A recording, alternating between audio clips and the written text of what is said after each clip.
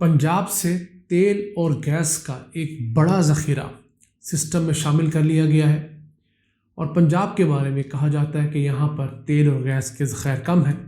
ایسا ہرگز نہیں ہے۔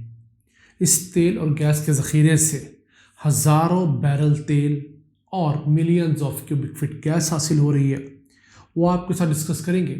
اور یہ کنواں جس سے تیل کی پروڈکشن کا آغاز ہوا ہے، یہ پاکستان کے اندر سب سے گہرائی تک کھودے جانے والا کنواں تھا۔ اس کی تفصیلات آپ کو بتائیں گے، اور اس کے ساتھ آپ کو یہ بتائیں گے کہ کیا سابق وزیر اعظم عمران خان اپنے آخری دور میں روس سے 30% تیل اور گیس واقعی سستا لا رہے تھے، یا صرف یہ ایک سیاسی بیان بازی ہے؟ السلام علیکم ویورز، میں ہوں آپ کا میزبان عبد الرحمان۔ پاکستان کو اللہ تعالیٰ نے تیل اور گیس کے وسیع ذخائر سے نوازا ہے، لیکن یہ ہماری کم علمی ہے، کم عقلی ہے، اور ہماری کیپیسٹی کے پرابلمس ہیں کہ ہم نے اس اہم پرابلم کو سالو نہیں کیا۔ اور یہی وجہ ہے کہ رواں مالیاتی سال کے ابتدائی 9 ماہ کے دوران ہم نے 14 ارب 80 کروڑ ڈالرز کا تیل امپورٹ کیا ہے، جبکہ گزشتہ سال اسی دوران ہم نے اس سے آدھا یعنی 7 ارب 50 کروڑ ڈالرز کا تیل امپورٹ کیا تھا۔ تو کیا وجہ ہے کہ ہم نے صرف ایک سال کے 9 ماہ کے اندر ڈبل تیل امپورٹ کیا ہے؟ اس کی بڑی وجہ یہ ہے کہ تیل کی قیمتیں ڈبل ہو گئی ہیں۔ ہماری کنزمپشن تقریباً 5 سے 10% بڑھی ہے، لیکن کیونکہ قیمتیں بہت بڑھ گئی، اس وجہ سے ہمیں ڈبل پیسے خرچ کرنے پڑے۔ اور آج کا پاکستان کا جو بڑا خسارہ ہے، جو موجودہ حکومت کے لیے بھی بڑا درد سر ہے، وہ اسی وجہ سے ہے کہ ہمارا آئل اور گیس کا امپورٹ بل بہت بڑھ گیا ہے۔ اب یہ جو نیا کنواں سسٹم میں شامل کیا گیا ہے، یہ پنجاب کے ضلع اٹک میں واقع ہے۔ اس کا نام ہے ڈھوک سلطان X1 نام کا کنواں۔ اسے 5827 میٹر کی گہرائی تک کھودا گیا۔ اس سے روزانہ 5 ملین کیوبک فٹ گیس حاصل ہو رہی ہے، جو کہ SNGPL کے سسٹم میں پائپ لائن میں شامل کر دی گئی ہے، اور اس کے ساتھ ساتھ 3000 بیرل تیل روزانہ یہاں سے حاصل ہوگا۔ اب پاکستان میں گیس ڈسکوریز تو بہت ہوتی ہیں، اچھی مقدار میں گیس بھی مل جاتی ہے، لیکن تیل کی مقدار پاکستان میں نسبتاً کم ہے۔ اسی طرح جیسے UAE میں تیل بہت زیادہ ہے، گیس کم ہے، تو پاکستان میں جس ویل سے 2-3 ہزار بیرل تیل نکلے، وہ بہت بڑی مقدار کنسیڈر ہوتی ہے۔ پاکستان میں جو میکسیمم تیل نکل رہا ہے کسی ایک ویل سے، وہ پنجاب کا ویل ہے، وہاں پہ 5000 بیرل روزانہ تیل نکل رہا ہے، اور اس سے پروڈکشن کا آغاز جو ہے شاہد خاقان عباسی نے بطور پرائم منسٹر کیا تھا۔ اب اس ویل سے ان دونوں چیزوں کے علاوہ 25 میٹرک ٹن LPG بھی روزانہ حاصل ہو رہی ہے۔ اب ہم آپ کو گاہے بگاہے بتاتے ہیں کہ پاکستان میں پروسیس بہت سلو ہے۔ گیس کا علاقہ جو ہے، پوٹینشیل علاقہ، اس کا لائسنس لینے سے ڈسکوری تک، وہ کس طرح؟ یہ جو آئل فیلڈ ہے ڈھوک سلطان آئل فیلڈ، اس کی بالکل صحیح مثال ہے۔ یہ آئل فیلڈ پیپلز پارٹی نے سن 2009 میں آکشن کی، 2010 میں PPL پاکستان پیٹرولیم لمیٹڈ کو الاٹ ہوئی، 2013 کے اندر یہاں پر سیسمک سرویز ہوئے، اور 2015 میں جا کر یعنی 6 سال بعد یہاں پر پہلا ڈرل ہوا، اور وہ کامیاب ہوا۔ لیکن اس ڈرل کے اندر کچھ پرابلمز ہوئیں، اس سے پراپر پروڈکشن نہیں لی جا رہی تھی۔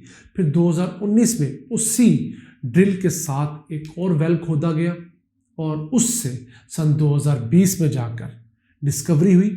اچھا یہ ہوا کہ پہلا جو ویل تھا، اس سے بہت کم مقدار میں گیس اور تیل حاصل ہو رہا تھا، یعنی کہ موجودہ گیس سے 3 گنا کم گیس حاصل ہو رہی تھی، صرف 1.4 MMCFD، اور جو تیل تھا وہ بھی صرف 1113 بیرل روزانہ حاصل ہو رہا تھا۔ تو نئے ویل میں ان دونوں چیزوں کی پروڈکشن 3 گنا بڑھ گئی ہے۔ تو آئل اور گیس بڑا رسکی بزنس ہے دنیا بھر میں۔ جو کمپنیاں یہاں پر انویسٹ بھی کرتی ہیں، وہ حکومت کی کنٹینیوٹی مانگتی ہیں اور مسلسل سپورٹ مانگتی ہیں۔ پنجاب کے اندر کوئی 560 ملین بیرل تیل کے ذخائر کا تخمینہ لگایا جاتا ہے۔ اسی کے ساتھ ساتھ کوئی 15 ٹریلین کیوبک فٹ گیس کا اسٹیمیٹ بھی صرف پنجاب کی حدود میں بتایا جاتا ہے۔ تو اگر ہم پراپر پنجاب پہ فوکس کریں، تو پنجاب پاکستان کی اگلی کم از کم 10 سال کی ضروریات گیس اور تیل کی پوری کر سکتا ہے۔ لیکن ہماری جو بھی حکومت آئی، اس نے ڈنگ ٹپاؤ پالیسی کے تحت کبھی سعودیہ سے سستے یا قرضے کے اوپر تیل لے لیا، کبھی دنیا سے پیسہ لے کے لیا، اپنی انڈیجنس ریسورسز کو کبھی ایکسپلائٹ ہی نہیں کیا۔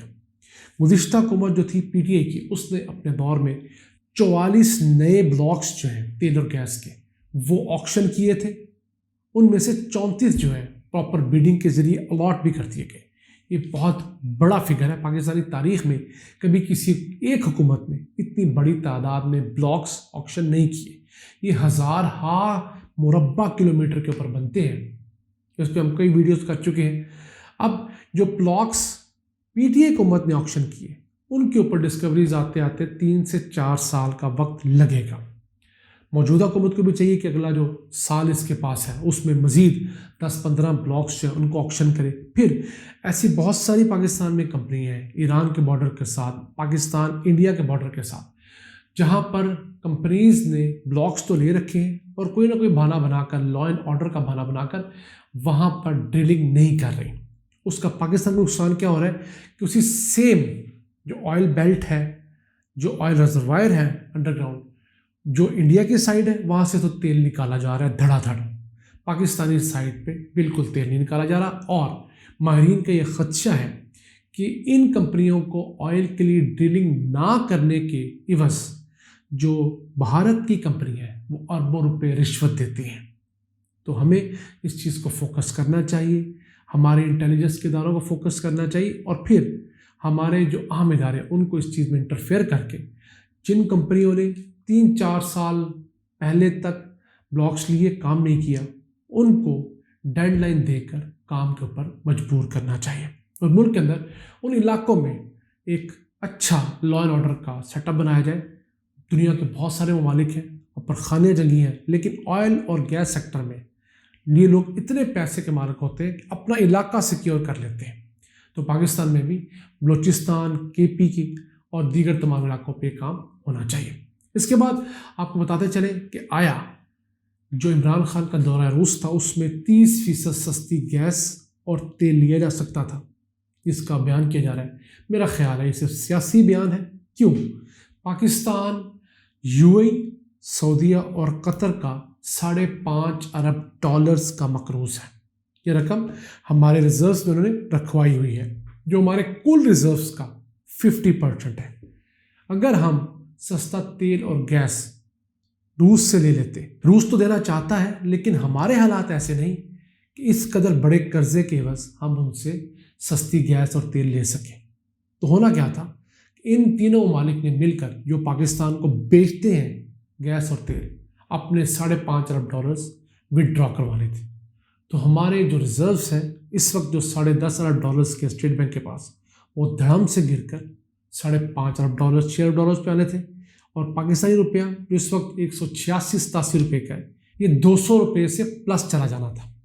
تو میرا خیال ہے کہ ہمیں بھی حقائق کو دیکھنا چاہیے۔ ہاں، سیاسی بیان بازی سب کرتے ہیں، عمران خان بھی کرتے ہیں، کچھ چیزیں نئی بھی حقیقت پر مبنی ہوتی، ان کو ہمیں کلیئرٹی کے ساتھ ڈسکس کرنا چاہیے، اور ہمیں صرف ایک خیالی پلاٹ نہیں بنانا چاہیے۔ اسی کے ساتھ ساتھ سعودیہ نے پاکستان کو $1.2 ارب کی ایک فیسلٹی دے رکھی ہے ڈیفرڈ پیمنٹ پہ آئل دینے کی، یعنی کہ لمبی 1 سال کی آسان اقساط کے اوپر پاکستان ابھی تیل لے گا، پیسے بعد میں ادا کرے گا سال بعد۔ وہ فیسلٹی پچھلے مہینے اپریل میں شروع ہوئی ہے، تو اگر پاکستان سے وہ فیسلٹی بھی لے لی جاتی ہے $5.5 ارب کے علاوہ، تو پاکستان $7.25 ارب کے خسارے کے ساتھ سروائیو نہیں کر پاتا۔ آئی ایم ایف تو ہمیں 1 ارب کے لیے کبھی پیٹرول کی قیمتیں بڑھانے کہہ رہا ہے، کبھی گیس کی، کبھی بجلی کی، تو عرب ممالک نے تو ہم پہ اس قسم کی کوئی پابندی نہیں لگائی۔ اب یہ حالات ہیں، ہم امید کرتے ہیں کہ اللہ تعالیٰ ان جو نئے 34 بلاکس ہیں ان میں تیل اور گیس کے نئے ذخائر ہمیں مہیا کرے گا، اور ہمارے حکمران بھی اپنی عیاشیاں کم کریں گے، اپنے اخراجات پر کنٹرول کریں گے، کرپشن کو روکیں گے، ملک کو ان ریزروائرز کے ذریعے اپنے پیروں پر کھڑا کریں گے، اور پاکستان بہت جلد ایک خوددار ملک کے طور پر دنیا میں جانا مانا جا سکے گا۔ ان الفاظ کے ساتھ اپنے میزبان عبد الرحمان کو اجازت دیجیے۔ اللہ نگہبان۔